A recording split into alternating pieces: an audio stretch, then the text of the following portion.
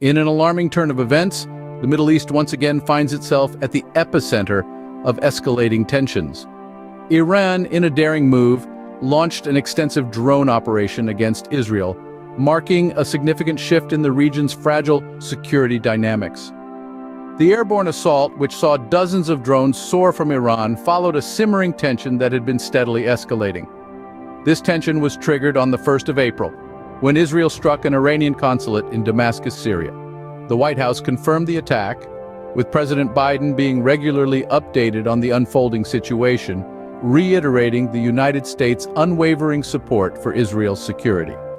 Germany's Foreign Minister Annalena Baerbock was quick to highlight the fragile security situation, emphasizing Israel's robust defense capabilities. Officials from Poland and Spain echoed these concerns, expressing their apprehensions about the escalating tensions. Israeli officials, in response to the unprecedented assault, vowed to retaliate against Iran. The War Cabinet convened, discussing the best possible response to Iran's daring move. Israeli ministers urged a firm and decisive response to the attack, signaling a potential escalation in the conflict. Amid the rising tensions, Pope Francis made a passionate plea for peace, advocating for a two-state solution for Israelis and Palestinians. This call to peace was echoed by Ukrainian President Zelensky, who condemned Iran's actions and called for global unity against terror.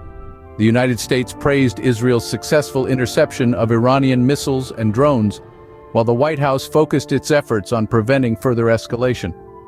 The Italian presidency of the G7 convened a meeting to address Iran's attack on Israel, signaling a global concern over the escalating conflict.